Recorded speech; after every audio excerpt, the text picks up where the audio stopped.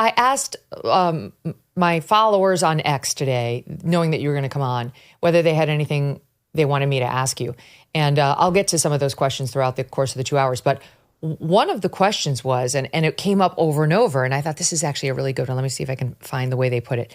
But how do we help our children in today's day and age with AI, with tech everywhere, with video games and iPhones, how to find purpose, how to find their purpose? I was like, oh my gosh, that's a big one. Sorry to dump that big one on you so soon in our interview, but to your point, how do you?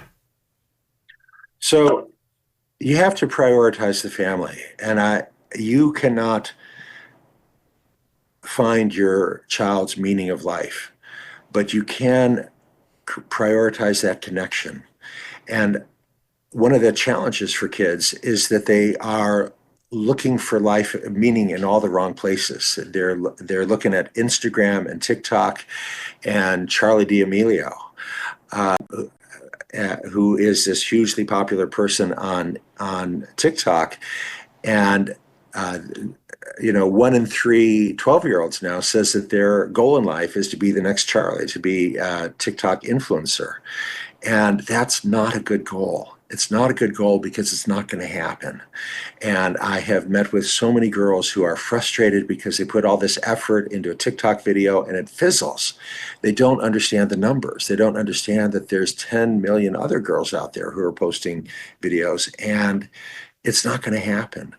And if your meaning of life is on how many clicks you get on your video, you're going to be frustrated. You're going to be disappointed. You need to find your meaning of life in who you are, not in how many likes you get or how many views or how many followers you have. And so that begins with the family. So you prioritize the family. You have family dinners. You fight for dinners at home. And again, many parents are confused, and they're driving their kids around to play dates, or they're driving their kids to travel team soccer or computer coding class. Cancel the computer coding class. Prioritize family time at home. Prioritize the parent-child relationship. And then the rest will follow once you have the strong family relationship. That's so key, that I think in today's day and age, many parents are very worried about, is Junior getting asked on enough play dates or to go hang with his or her friends enough? Is my kid the kid that's sitting at home with me and my spouse too much? Are they popular? Are they out there with friends, which is what is considered, quote, normal? And to those parents, you say?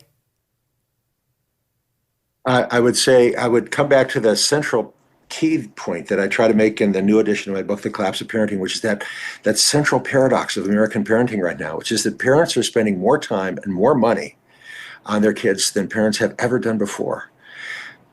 But the results are worse than they have ever been.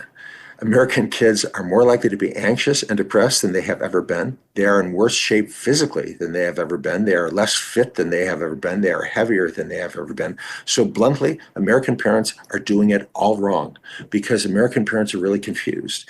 They've got the priorities all mixed up. They think that it's really important for kids to have friends who are their own age. It's not that important. It is not that important. We know this. Whether or not your 5-year-old or your 10-year-old has a lot of other friends their own age is not important. It's not. It's not a predictor of good health. It's not a predictor of happiness.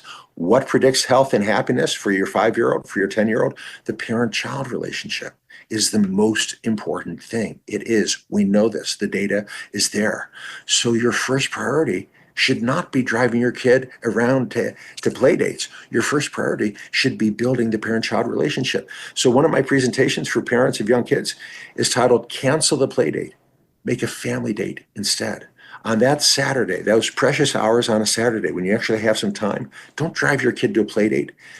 Do something fun with your kid. Go somewhere with your kid, just you and your kid, not driving them to a play date, but doing something fun with your kid, because the quality of the parent-child relationship is the most important predictor of your kid's health and happiness. So focus on that. Don't drive your kid to a play date. What does it change when they get to be teenagers? Okay, this is where, again, a lot of parents are confused. They expect their teenager to push them away, and they think that's fine, and they assume that the parent-child relationship is less important for teenagers, and it's not. It's more important. And again, parents are like, oh, well, I really believe in privacy, so I'm not going to monitor what my kid is doing online. Huge mistake, huge mistake. We've got girls who are sending selfies to boys that they don't even know, and the parent is not aware of this, and it has life-changing bad consequences for girls. You've got to put parental monitoring software on your teenager's phone and say, look, this app is going to see every photograph you take before you even do anything with it. And if there's anything inappropriate, it's going to pop up on my phone. And if you do anything inappropriate, you're going to lose your device indefinitely. Girls don't. So one of the stories I share, 12-year-old girl had a 14-year-old boyfriend. He asked her to send him some photos, nothing obscene, just wanted to see her take off her school uniform, blouse, and kilt to reveal bra and panties. Of course, she knew her parents would not allow this. So she goes into her bedroom, closes the door, locks the door, and does as he acts, and sends the photographs using Snapchat. Now, Snapchat claims you can send a photo using a 5-second self-destruct, and after the recipient has seen the photo for 5 seconds, it will vanish. And if they try to save the photo, using a screenshot, the sender, will be notified. Snapchat is lying. It knows that there's dozens of free apps out there that will save the photo and the sender will not be notified. The boy, of course, had installed one of these apps and he saved all the photos. School administrators later determined that he didn't intend for anyone else to see the photos, but he was at a party and he set his phone down to grab some chips and talk to some friends. Another boy came along that lock screen had not engaged, found the phone, went to the gallery, found the photos, forwarded each of the girls' photos to his own phone, posted each of the photos on his own Instagram. Within 3 days, everybody at the school had seen them. Boys this girl didn't even know were coming up to her and say, hey, Emily, how about you do a striptease for us? This girl had a total meltdown. She'd never had any problems before. She'd been invited to a 3-day ski weekend. The birthday girl whose parents were hosting the ski weekend, the birthday girl called with this girl and said, I hate to make this phone call, but my mom is totally freaking out because all the other moms are freaking out and they're all saying that they won't let their daughter come if you're going to be there because they all think you're now some kind of bad influence. So I have to uninvite you. I'm really sorry. I have to uninvite you. Girl totally melted down, refusing to go to school, saying her life was over, that the photos would always be out there, which is totally true, incidentally. The school administrators made this boy take them down, but by that time, 20 other boys had picked up the photos and reposted them. I'm told they're still out there. Started cutting herself with razor blades, saying she wanted to die.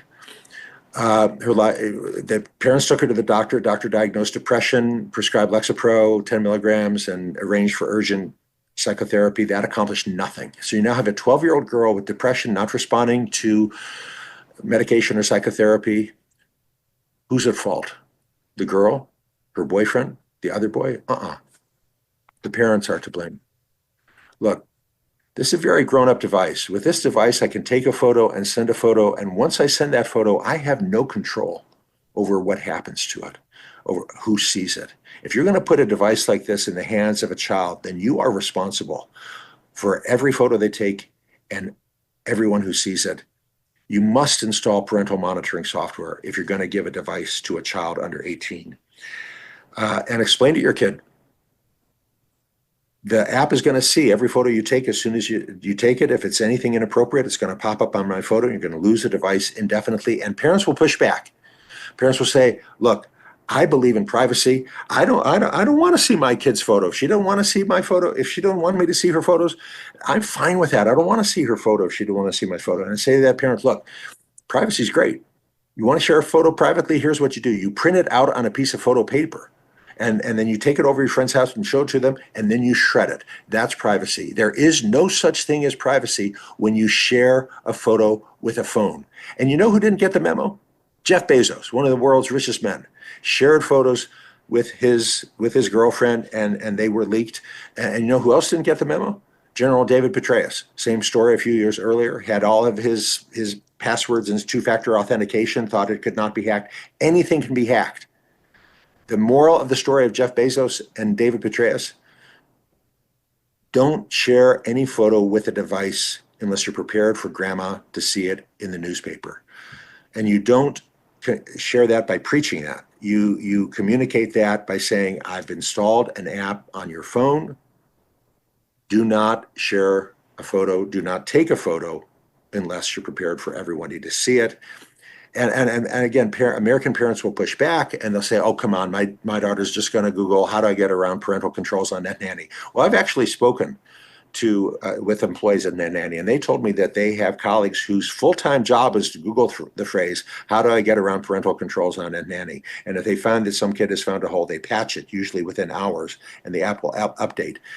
You have to install parental monitoring software. You explain Is to your NetNanny the software that you're saying parents can use to monitor the kids? It's one of many media? apps. I'm not endorsing any one app. Ethics and Public Policy Center has a wonderful online guide to the different parental monitoring apps.